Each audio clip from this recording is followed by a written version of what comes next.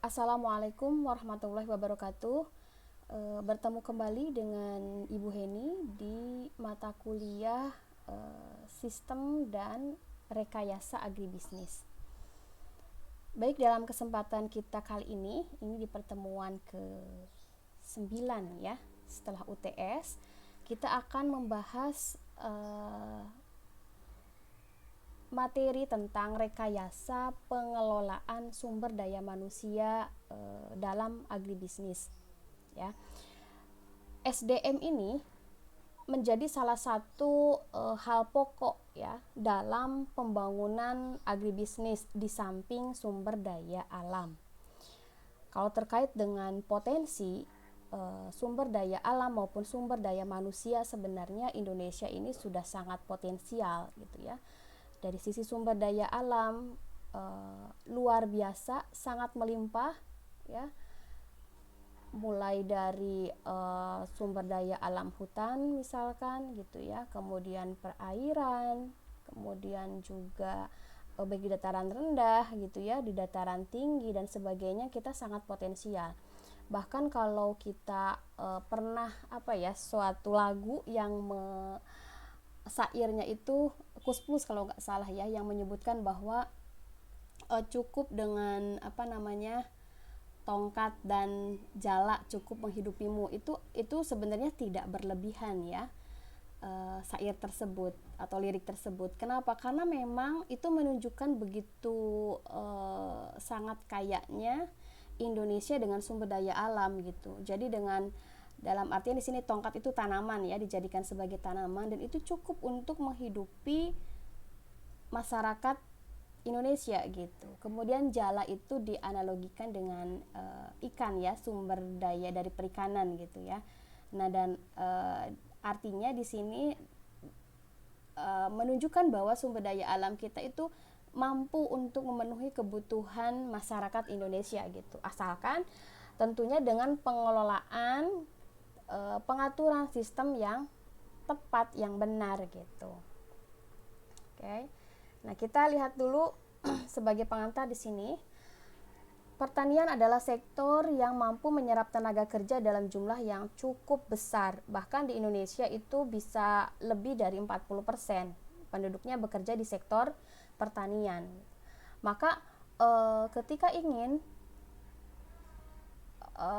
mensejahterakan masyarakat Indonesia atau rakyat Indonesia, sebenarnya dengan mensejahterakan para petaninya itu sudah mensejahterakan lebih daripada 40% ya, karena memang mayoritas penduduk Indonesia itu bekerjanya di sektor pertanian.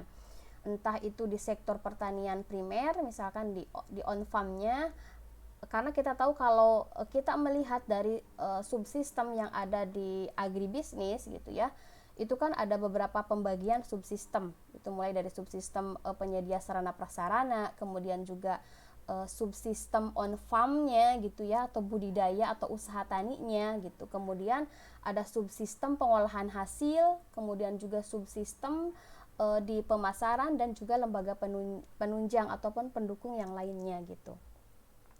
Nah, apalagi kalau misalkan kita lihat di era pandemi kita saat ini gitu ya, pertanian itu menjadi garda terakhir gitu ya, garda terakhir. Nah, entah gimana kondisinya ketika memang pertaniannya pun ikut tumbang gitu. Karena apa? Karena penyedia pangan, penyedia sumber makanan bagi masyarakat Indonesia itu ya dari bidang pertanian itu sendiri, seperti itu. Itu ya, jadi di sini sangat penting, bahkan petani itu kan menjadi tulang punggung negara ya. Karena apa? Karena yang menopang sumber pangannya adalah dari petani gitu. Jadi ketika ada yang mengatakan bahwa pertanian itu menjadi bidang yang sebenarnya saat ini tidak begitu dibutuhkan gitu. Misalkan ketika ada yang berbicara seperti itu, nah dia tidak paham gitu ya. Karena apa? Karena selama manusia memang membutuhkan makanannya itu adalah berdasarkan sumbernya itu adalah dari pertanian, maka sampai kapanpun pertanian itu akan senantiasa dibutuhkan gitu. Ya, maka ini tantangan untuk global ini sangat luar biasa sekali. Banyak sekali kalau kita lihat alih fungsi lahan yang menyebabkan areal-areal pesawahan yang memang seharusnya digunakan untuk pertanian kemudian dialihfungsikan menjadi pabrik ataupun perumahan ya, ataupun fungsi-fungsi di luar sektor pertanian.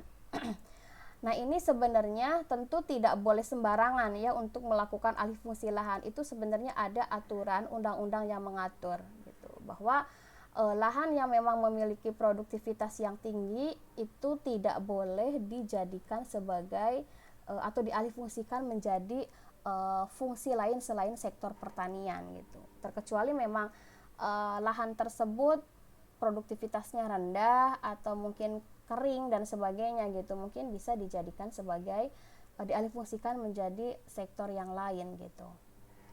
Ya, ini jadi menjadi sesuatu hal yang sangat penting. Maka dikatakan pertanian itu menjadi leading sektor ya untuk pembangunan di Indonesia gitu. Karena semaju apapun sebenarnya kalau tidak ditopang dengan pertaniannya yang maju, itu tidak akan bisa tercapai gitu. Jadi akan terjadi ketimpangan nanti seperti itu.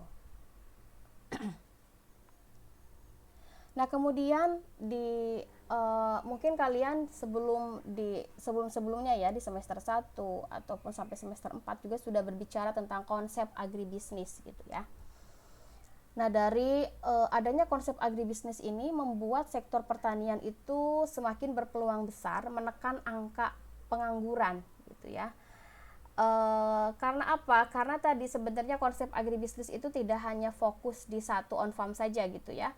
Ketika orang berfokus untuk berwirausaha misalkan di sektor atau subsistem pengolahan hasil, berarti kan dia sedang menjalankan usaha dalam agribisnis, salah satunya dalam subsistem pengolahan hasil gitu ya. Apakah itu sifatnya ataupun skala usahanya masih rumahan ataupun menengah ataupun sudah besar gitu ya, tetapi dia sudah berbicara terkait dengan agribisnis itu sendiri. Nah, kemudian berkembangnya sektor industri pengolahan hasil pertanian dan penghasil sarana produksi pertanian semakin menambah luasnya lapangan kerja yang berhubungan dengan sektor pertanian. Jadi mindset kita itu harus dirubah gitu ya. Mindset apalagi mahasiswa pertanian itu mindsetnya harus dirubah gitu ya. Pertanian itu tidak hanya berbicara di lahan, di sawah ataupun berbicara terkait dengan mencangkul, membajak, bertanam dan sebagainya. Kita harus luas wawasan kita ya. Jadi tidak hanya berbicara itu.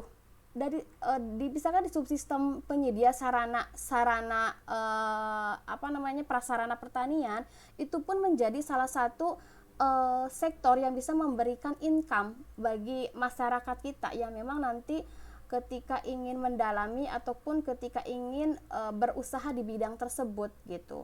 Kemudian juga tadi di pengolahan hasilnya juga sama gitu. Dan saat ini kalau saya lihat masyarakat kita sudah mulai kreatif gitu ya. Artinya mereka mampu memanfaatkan mengolah sumber bahan pertanian menjadi produk tertentu gitu ya. Walaupun sifatnya sederhana, tapi ternyata bisa memberikan income tambahan gitu ya. Misalkan contoh ya produk olahan yang dilakukan oleh para ibu rumah tangga gitu ya, yang sebenarnya tidak membutuhkan teknologi yang canggih atau inovasi yang bagus gitu ya, dengan modal kayak semacam tekad gitu ya, kemudian sedikit ada keuletan, kreativitas, mereka mampu untuk menghasilkan tambahan gitu dari usaha tersebut gitu. Nah, apalagi ketika usaha tersebut diseriusi gitu ya, itu bisa memberikan sumbangsi terhadap pemasukan keluarga yang lebih daripada itu gitu. Atau mungkin hanya berperan di sektor pemasarannya saja gitu ya, tidak melakukan pengolahan dan sebagainya, dia hanya ya murni benar-benar misalkan hanya mengambil dari produsen kemudian dijual kembali dan sebagainya gitu ya, tanpa melakukan misalkan perubahan fisik, kimia maupun yang lainnya gitu. Itu pun bisa memberikan income atau tambahan bagi masyarakat gitu. Jadi sekali lagi kita harus membuka wawasan kita terkait dengan pertanian. Justru dulu saya pernah berbincang dengan salah satu rekan dosen gitu ya. Ini justru katanya jurusan yang memang ada dua bidang yang dikombinasikan itu banyak dicari saat ini gitu ya. Karena kalau kita berbicara agribisnis itu kan sebenarnya kita sedang menyatukan dua bidang ilmu gitu ya. Di sisi lain kita eksak, kemudian di sisi lain juga ada sosial ekonominya gitu ya. Nah, dari cakupan bidang ilmu saja kan sebenarnya sudah cukup sangat luas gitu kan. Kita berbicara eksak ya kan, karena memang kita mempelajari mata kuliah yang memang murni eksak juga gitu ya. Misalkan ada biologi, ada dasar agronomi, ada terkait dengan ilmu tanah, pengendalian hama gitu ya. Kemudian di aspek sosial ekonominya tentu lebih banyak ya. Ada manajemen mulai dari dasarnya, manajemen agribisnisnya, kemudian juga akuntansi ya, mulai dari dasar akuntansi agribisnis, kemudian penyuluhan, pembangunan, politik, pemberdayaan dan sebagainya gitu. Jadi sebenarnya cakupannya sangat luas sekali gitu. Tidak terbatas hanya pada satu sisi, satu bidang pekerjaan saja gitu ya. Maka misalkan ketika ada kok lulusan agribisnis jadi pemberdaya gitu ya di masyarakat gitu ya, kan banyak ya yang rekrutmen menjadi sarjana yang kembali ke desa gitu ya. Yaitu karena salah satu dari bidang ilmu agribisnis ada pemberdayaan masyarakat juga seperti itu. Kemudian kok ada yang bekerja di lembaga keuangan padahal dia kan lulusan dari pertanian gitu. Nah, karena kita agribisnis gitu, maka sebenarnya terkait misalkan bidang kerja di lembaga keuangan juga kita mempelajari gitu ya, maka kita bisa masuk ke sana juga.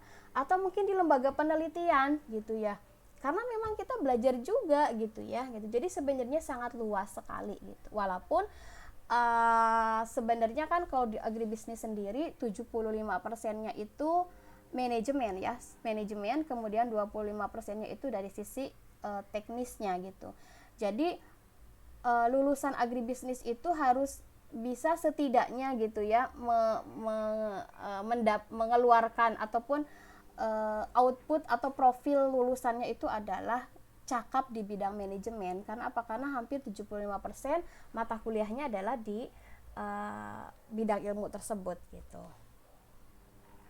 Nah, kemudian selanjutnya adalah pembangunan suatu bangsa memerlukan aspek pokok tadi ya yang saya sampaikan di depan. Ada sumber daya alam, kemudian ada sumber daya manusia. Nah, yang akan kita fokus di sini adalah lebih kepada sumber daya manusia. Nanti sumber daya alam di berikutnya gitu ya. Nah, ini untuk apa?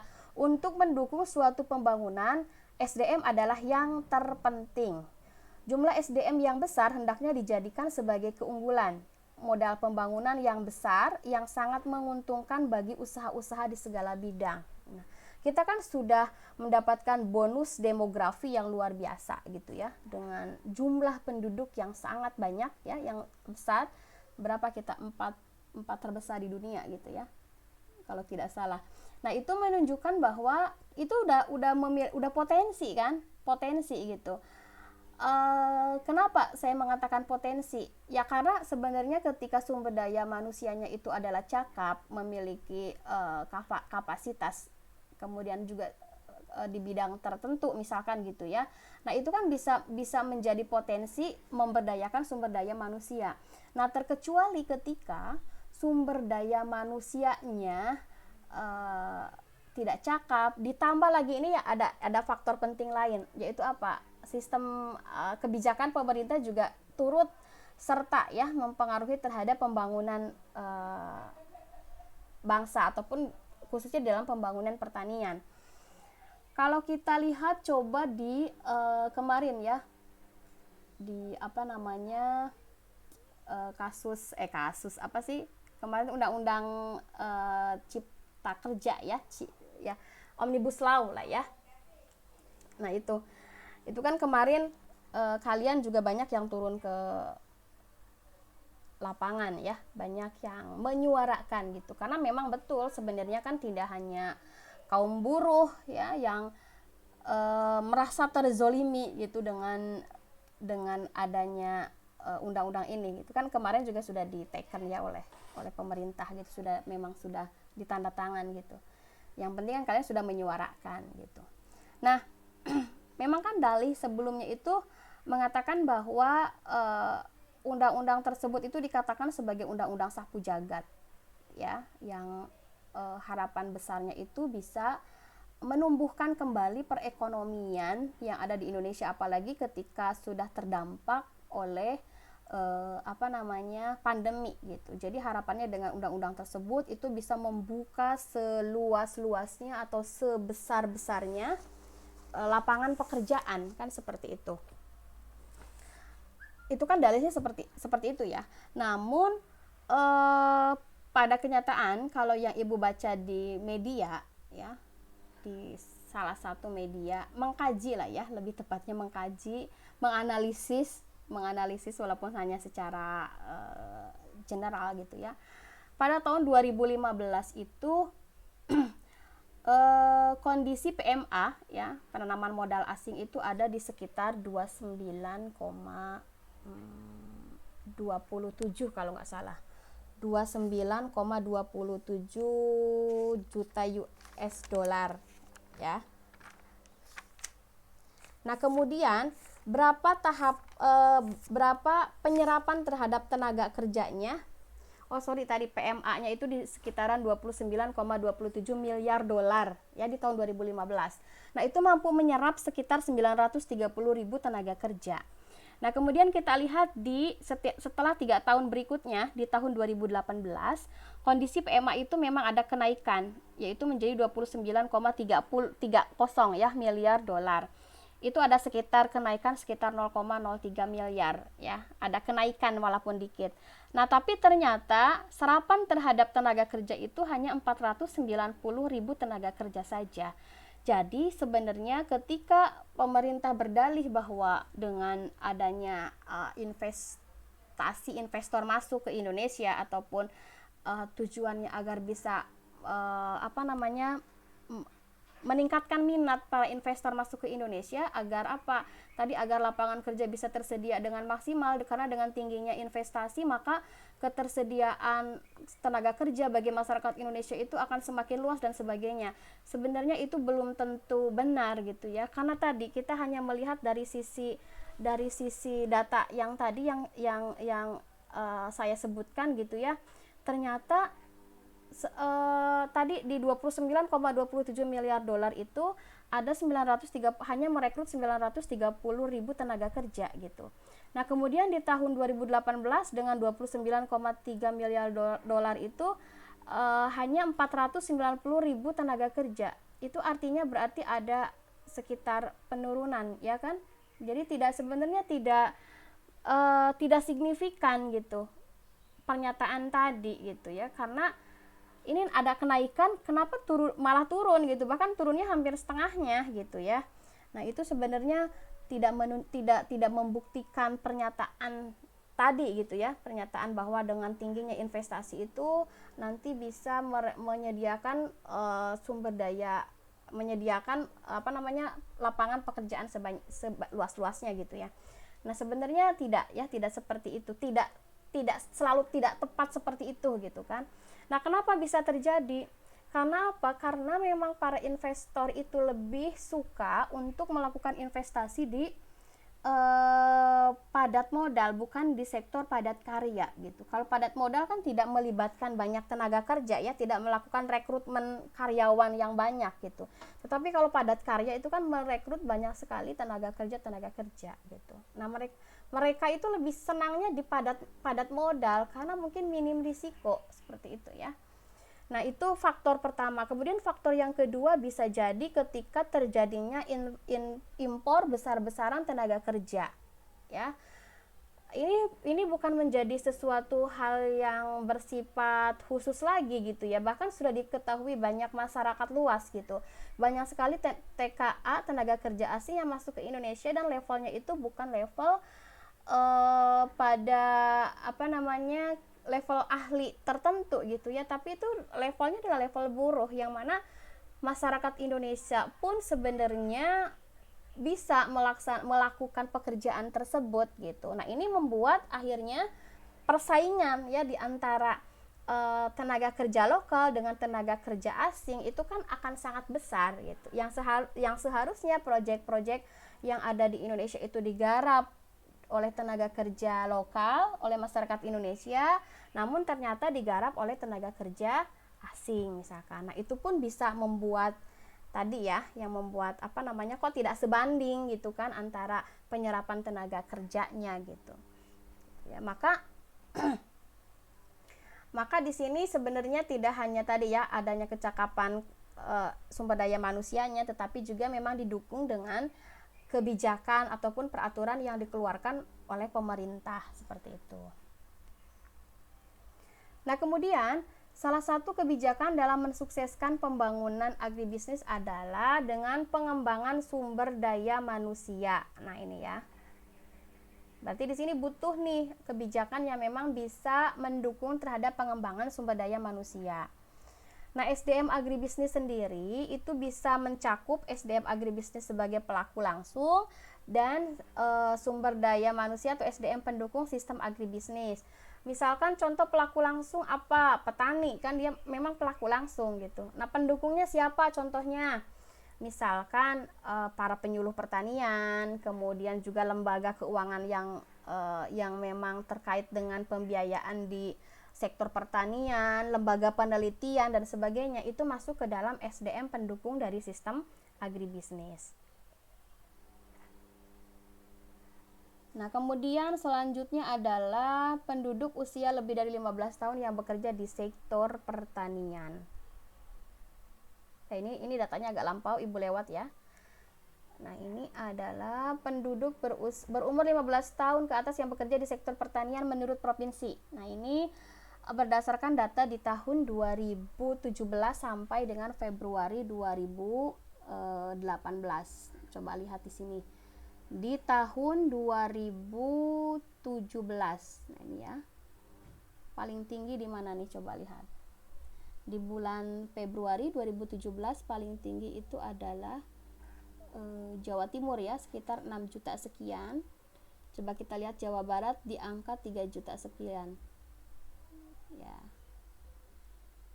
Oke, kemudian di Agustus yang tinggi masih di ini oleh Jawa Timur ya, 6 juta sekian. Kemudian di Februari 2018 juga paling tinggi memang oleh Jawa Timur ya. Yang lainnya ya masih rendah gitu ya. Bahkan ya kalau DKI Jakarta tidak ada ya, karena memang lahannya tidak ada ya, di sini tidak ada. Nah, ini di luar Jawa ya, di luar Jawa sebenarnya kan itu dari sisi lahan memang masih sangat luas ya. Kalau untuk Jawa sendiri di sini Jawa Barat, Jawa Timur maupun Jawa Tengah karena memang sudah banyak sekali penduduk gitu. Ya pantas memang tidak begitu banyak gitu ya. Namun di sini Jawa Timur nih keren nih sampai 6 juta sekian gitu. Nah, kalaupun misalkan kita mau mengembangkan sektor pertanian agar tidak terbatas oleh lahan, bisa ya di luar Jawa misalkan. Gitu ya, di luar Jawa karena dengan luasan yang memang masih banyak lahan yang luas. Nah, berarti tinggal di sana adalah adanya pengolahannya gitu ya. Nah, ini data dapat pertanian dalam arti sempit ya. Ini data di sini adalah pertanian dalam arti sempit, artinya hanya seputar tanaman pangan, horti, perkebunan, peternakan dan sebagainya. Kemudian selanjutnya adalah jumlah tenaga kerja pertanian atau pelaku utama ya, di sini adalah petani. Ini diambil dari sumber BPS tahun 2010. Paling tinggi adalah ada di sektor pertanian tanaman pangan sebesar 49,75% atau 19 juta sekian. Ya. Nah, ini jadi sebenarnya di sektor-sektor yang lain ya, ini masih rendah nih, contoh misalkan di jasa pertanian ya. Nih, misalkan penyewaan alat dan sebagainya. Horti juga masih 7% ya, masih kecil. Peternakan, kemudian juga apalagi nih yang campuran. Artinya campuran di sini bisa berdasarkan bidang-bidang yang di atasnya gitu. Jadi memang masih didominasi oleh sekitar 50% di tanaman pangan ya. Padi, kemudian jagung dan sebagainya. Nah, kemudian pangsa agribisnis dalam GDP meliputi pangsa sektor pertanian ditambah dengan pangsa industri dan jasa pertanian. Sektor agribisnis di Indonesia dan negara-negara berkembang lainnya dapat dijadikan sebagai motor pertumbuhan ekonomi dan penyedia lapangan kerja serta memberi sumbangan besar terhadap penurunan tingkat kemiskinan di daerah. Ya. Jadi sumbangsi dari sektor agribisnis itu sebenarnya sangat besar ya, meskipun karena jumlahnya banyak gitu, walaupun misalkan kecil-kecil tapi jumlahnya kan banyak gitu ya yang bergerak di sektor agribisnis ataupun sektor pertanian, yang pada akhirnya sebenarnya mampu untuk memberikan sumbangsi bagi pertumbuhan ekonomi gitu ya. Kan berbeda dengan sektor non pertanian gitu, walaupun memang jumlahnya tidak begitu banyak, tetapi karena memang dari sisi misalkan skala usahanya besar sehingga mampu untuk memberikan sumbangsi terhadap pertumbuhan ekonomi gitu. Nah, kemudian selanjutnya adalah permasalahan sumber daya manusia dalam agribisnis. Mutu SDM agribisnis Indonesia masih memiliki keterbatasan yang nyata. Nah, di sini mengutip menurut Nuhung tahun 2006, persentase penduduk setengah pengangguran itu 70,2% berada pada sektor pertanian dan 29,8% berada di sektor non pertanian. Nah, apa artinya setengah pengangguran? Ternyata cukup banyak. Jadi Ibu contohkan misalkan petani gitu ya, petani padi lah ya. Nah, petani padi mereka berprofesi sebagai petani gitu. Namun kan tidak sepanjang waktu mereka melakukan usaha tani padi gitu ya, apalagi misalkan lahannya itu sangat tergantung terhadap hujan gitu ya. Nah, berarti bisa jadi misalkan ada periode waktu di dalam sepanjang 1 tahun itu misalkan ya yang mereka tidak bertani gitu. Padahal profesi mereka adalah sebagai petani gitu ya. Atau misalkan ketika menunggu masa panen kan cukup lama gitu ya. Nah, jadi di sini dikatakan sebagai setengah pengangguran itu adalah karena memang tidak seperti halnya pekerja pabrik yang memang kan setiap hari mereka bekerja gitu. Kalau di bidang pertanian kan tidak ya. Ada misalkan contoh misalkan di dataran rendah itu yang diberakan misalkan 1 tahun itu hanya bisa 2 kali periode penanaman gitu ya, penanaman padi sampai ke panen gitu kan. Karena apa? Karena tidak didukung dengan sumber perairan gitu, yang pada akhirnya untuk menunggu itu mereka menjadi kuli bangunan gitu ya, atau misalkan menunggu dari masa penanaman kemudian pemeliharaan sampai nanti menunggu ke panen kan ada jeda waktu mereka pergi menjadi buruh apa gitu ya. Nah, itu yang dikatakan sebagai setengah pengangguran. Jadi mereka bekerja sebenarnya, cuman tidak full waktu seperti halnya di sektor non pertanian. Contohnya misalkan di PT ataupun di pabrik ya. Mereka bener kan periodenya itu jelas ya, dari Senin misalkan sampai Jumat, Sabtu lembur, Minggu libur dan seterusnya seperti itu gitu. Kalau di bidang pertanian kan tidak seperti itu ya, karena memang karakteristik dari produksinya juga berbeda gitu ya dengan sektor non pertanian. Maka dikatakan sebagai setengah pengangguran gitu.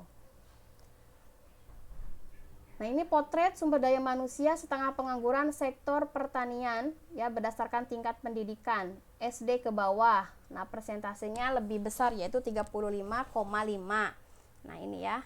Kemudian SLTP 23,5, SLTA, SMA ya 35,6, PT 5,7 gitu. Jadi memang ini kan semakin tinggi pendidikannya, maka peluang sebenarnya untuk mendapatkan pekerjaan itu sebenarnya lebih besar gitu kan dibanding dengan SD ke bawah gitu kan.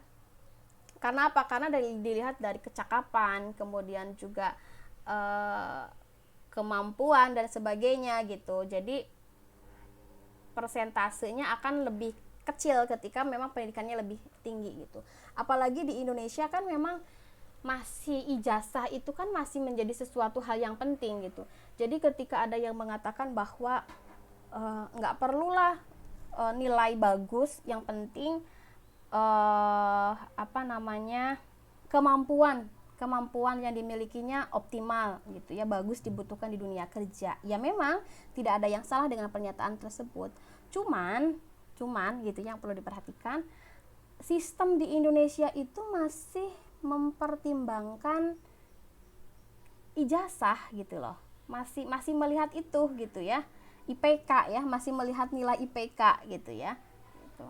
Ya terkecuali kalau misalkan kalian mau bergerak di wirausaha, ya sebenarnya mau IPK 1, kayak mau 2, ya nggak masalah gitu, karena ya tidak akan ada yang menanyakan itu gitu. Terkecuali kalau misalkan kita mau bekerja di perusahaan tertentu dan perusahaan tersebut masih menerapkan sistem seperti itu, melihat berdasarkan IPK lah, kemudian juga nilai-nilai yang ada di dalam ijazah dan sebagainya. Jadi mau tidak mau ya kita harus ngikuti ritme tersebut seperti itu gitu. Atau terkecuali kalau perusahaannya punya bapaknya sendiri ya mungkin no problem, nggak perlu memikirkan nilai dan IPK gitu ya. Nah, gitu. Tetapi juga jangan misalkan karena IPK itu penting akhirnya menghalalkan segala cara gitu. Ini juga sebenarnya yang memalukan. Kenapa? Misalkan nilainya banyak tapi kemampuannya nggak ada gitu kan.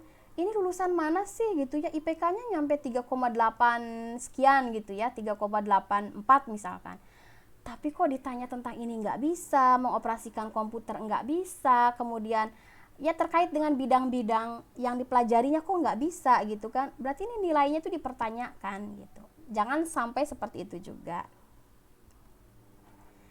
Kemudian selanjutnya adalah ini Intan 97, mutu sumber daya manusia agribisnis Indonesia masih terdapat kendala dalam hal sikap mental yang menghambat, terutama dalam sikap malas, enggan, lamban, masa bodoh dan tidak peduli, suka menunda, kerja asal jadi. Nah, itu adalah sikap-sikap yang menghambat ya. Sikap-sikap yang menghambat terhadap kemajuan. Sebenarnya bahkan tidak hanya di agribisnis saja ya, dalam keseharian saja, sederhananya saja gitu ya, ya pasti sikap malas, kemudian enggan melakukan sesuatu, ya itulah sikap-sikap yang membuat seseorang itu tidak akan menjadi sukses gitu kan ya. Atau masa bodoh, tidak peduli, suka menunda, misalkan ada tugas menunda-nunda, kemudian nanti ketika deadline baru gitu ya, nanti kan berarti kerjanya ya asal jadi gitu, yang penting ngumpulin gitu kan. Nah, itu sikap-sikap yang sangat menghambat. Kemudian permasalahan yang lain adalah banyak petani yang telah berusia lanjut, rendahnya kapasitas dalam aspek kewirausahaan. Ini ya yang menjadi second lost generation itu ya. Jadi memang kehilangan para pemuda yang memang bergerak untuk melanjutkan estafet pembangunan di bidang pertanian gitu ya. Orang tua kita yang memang terjun di bidang pertanian sudah banyak yang sepuh, sudah banyak yang meninggal, kemudian tidak ada generasi yang melanjutkannya gitu. Atau paling sederhana lihat di penyuluh pertanian ya. Penyuluh pertanian kemarin kan melakukan rekrutmen besar-besaran. Karena apa? Karena terjadi tadi ya ada lost generation gitu. Jadi ada memang keminatan pemuda terhadap sektor pertanian itu kurang, sehingga mereka enggak mau masuk ke jurusan pertanian dan sebagainya gitu. Sehingga ketika dibutuhkan banyak penyuluh kurang gitu ya, tidak ada orangnya gitu. Maka banyak direkrut dari SMK pertanian karena menunggu dari S1 misalkan kuotanya masih kurang gitu ya. Nah, itu juga menunjukkan bahwa ya sudah saatnya sih generasi penerus bangsa itu juga peduli ya terhadap pertanian. Nah, selanjutnya berdasarkan curahan jam kerja yang dihitung berdasarkan lamanya bekerja per minggu, ternyata tenaga kerja pertanian baik secara kumulatif maupun pada masing-masing subsektor sebanyak 59% bekerja kurang dari 35 jam per minggu gitu. Nah, artinya apa? Artinya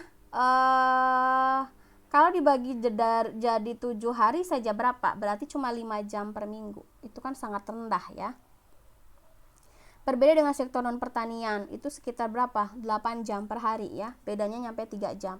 Apalagi kalau kita lihat bandingkan dengan sistem kerja di Jepang. Wow gitu ya. Kita akan sangat jauh gitu. Yang mana mereka itu ibaratnya lebih daripada 8 jam gitu ya untuk sistem kerjanya. Nah, maka dilihat produktivitas kerjanya kan tinggi. Namun di sisi lain ada membuat menjadi stres ya masyarakat di Jepang ya, karena memang tadi ritme kerjanya yang luar biasa gitu. Berbeda dengan di Indonesia. Misalkan ketika masuk kantor, buka handphone dulu, buka media sosial dulu gitu ya. Jadi masih rendah gitu dibanding dengan kalau kita bandingkan dengan negara lain, salah satunya Jepang gitu ya. Begitupun di sektor pertaniannya ya. Kita masih rendah produktivitasnya. Kemudian data statistik tahun 99 dan 2002, produktivitas tenaga kerja sektor pertanian menduduki urutan terakhir dibanding produktivitas tenaga kerja menurut lapangan usaha yang lain. Tadi ya, karena memang jam kerja yang dicurahkan oleh petani juga memang nggak begitu nggak begitu lama, nggak begitu besar gitu ya. Ada misalkan yang berangkat jam 7 kemudian zuhur pulang gitu kan. Nah, itu masih menjadi faktor rendahnya produktivitas kita gitu ya. Namun kan tidak semua, sebenarnya banyak juga petani yang berangkat dari subuh kemudian pulang menjelang maghrib gitu. Namun ini berdasarkan survei itu rata-rata di kisaran waktu hanya 35 jam per minggu. Begitupun di rasio pendapatan tenaga kerja sektor pertanian dan non pertanian juga ya akan mempengaruhi ya. Sangat rendah gitu, yaitu sekitar 0,23.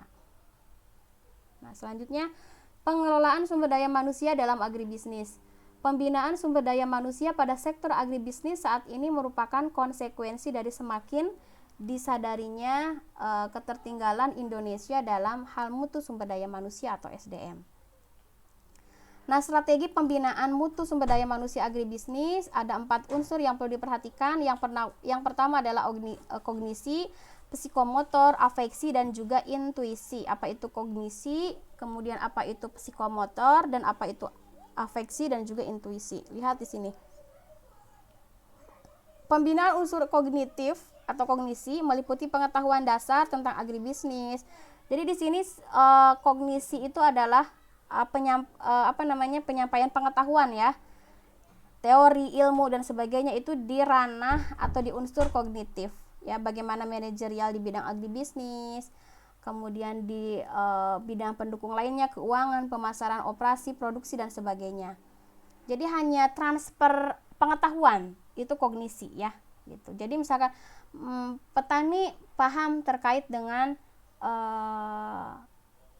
manajerial di bidang agribisnis misalkan gitu ya. Tetapi belum tentu ketika unsur kognitif itu mereka bisa, belum tentu nanti di psikomotor itu juga mampu gitu ya atau bisa gitu. Nah, kalau di sini unsur psikomotoriknya adalah mencakup upaya-upaya untuk membina dan meningkatkan keahlian dan keterampilan spesifik dari penjabaran bidang-bidang kognitif seperti keterampilan bidang manajerial, keterampilan bidang produksi, keterampilan bidang teknologi. Jadi di sini lebih kepada prakteknya ya kalau psikomotor itu. Jadi misalkan kalian mendapatkan teori terkait dengan dasar agronomi, itu kan sisi kognitifnya, bahwa pemilihan bibit unggul tuh ini sifatnya. Kemudian itu masih sebatas pengetahuan. Kemudian selanjutnya ada unsur psikomotorik itu mampu untuk melakukan terampil dalam prakteknya. Nah, itu udah masuk ke unsur psikomotorik. Kemudian selanjutnya adalah selain kognitif, psikomotor ada afeksi. Afeksi itu sikap, mental, moral, etika, adab dan sebagainya itu ada di afeksi. Nah, ini ya, ini juga sangat penting nih gitu ya, sikap mental yang dimiliki oleh petani gitu. Jika sikap mentalnya tadi misalkan malas, padahal dia paham gitu kan tentang ilmu-ilmu pertanian, paham, dan bahkan dari sisi mampu melakukan secara langsung di lapangan juga mampu, tetapi karena unsur afeksinya tadi, sikap mentalnya malas, kemudian juga gemar untuk menunda-nunda dan sebagainya gitu, yang pada akhirnya itu bisa menghambat terhadap produktivitas dari sumber daya manusia itu sendiri gitu ya. Nah, kemudian yang keempat adalah pembinaan unsur intuisi, merupakan pembinaan antara unsur kognisi, psikomotor, afeksi yang dimilikinya. Jadi ini menjadi gabungan ya, kalau intuisi gabungan dari 3 unsur yang di atasnya gitu. Dari sisi sikap mentalnya, kemudian juga dari sisi kognitifnya, dan dari sisi psikomotor gitu. Nah, kemudian selanjutnya 4 komponen strategis yang bertindak sebagai subjek atau pelaku pembangunan pertanian yang ditingkatkan kualitasnya adalah: yang pertama, petani yang melakukan pelaku utama usaha pertanian dan kelembagaan ekonomi petani. Kemudian yang kedua adalah pengusaha dan pedagang yang bergerak dalam bidang pertanian. Kemudian juga aparat dan kelembagaan pertanian, dan juga kelembagaan pertanian yang tangguh yang meliputi kelembagaan pengaturan, pelayanan, termasuk di dalamnya ada penelitian, pendidikan, dan juga penyuluhan. Nah, ini ya, jadi para pelaku itu dikelompokkan atau diklasifikasikan menjadi 4. Nah, kemudian selanjutnya, kondisi di mana pelaku utama pembangunan pertanian telah berusia lanjut, perlu adanya kaderisasi dan menumbuhkan minat generasi muda untuk bekerja di sektor pertanian dan sekaligus mencegah second lost generation. Nah, nanti ini ada kaitannya dengan tugas individu ya. Coba Ibu langsung ini dulu. Lihat kita ke tugas individu. Nah, silakan nanti ini tugas individu ya. Menurut Anda, bagaimana cara menumbuhkan minat generasi muda untuk bekerja di sektor pertanian sekaligus untuk mencegah second lost generation.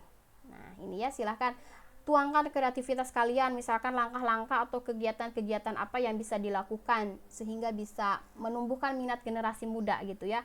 Ini Ibu ingin mendapatkan pemikiran-pemikiran kreatif kalian ya gitu. Silakan, nggak perlu lihat teman gimana caranya, silakan, ini Ibu ingin tahu bagaimana pemikiran kalian ya untuk bisa menuangkan kreativitas atau ide-ide yang bisa diberikan ya, hingga ide tersebut mampu gitu nantinya untuk menumbuhkan minat generasi muda. Misalkan apakah membuat kegiatan apa, kemudian juga membuat tahapan-tahapan atau langkah-langkah seperti apa. Silakan Ibu berikan kebebasan sebanyak-banyaknya, seluas-luasnya ya, kalian untuk berpikir gitu ya.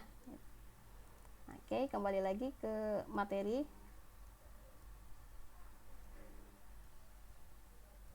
Ini ya. Kemudian petani memerlukan kemampuan yang memadai tentang pengetahuan, sikap maupun keterampilan untuk mengantisipasi berbagai perubahan strategi baik di tingkat lapang, nasional maupun internasional. Jadi ini ya yang tadi yang strategi pembinaan ini terhadap mutu sumber daya manusia, salah satunya misalkan untuk pelaku langsung ya, yaitu petani, juga memang sangat penting.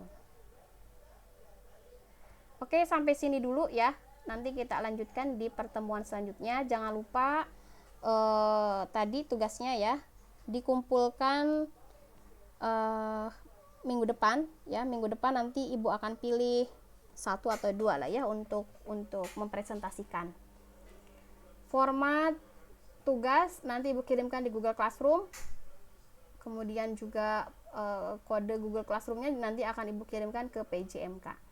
Oke, mungkin itu saja yang dapat Ibu sampaikan untuk pertemuan kita kali ini. Kita ketemu lagi minggu depan. Terima kasih, sehat-sehat untuk semuanya. Wassalamualaikum warahmatullahi wabarakatuh.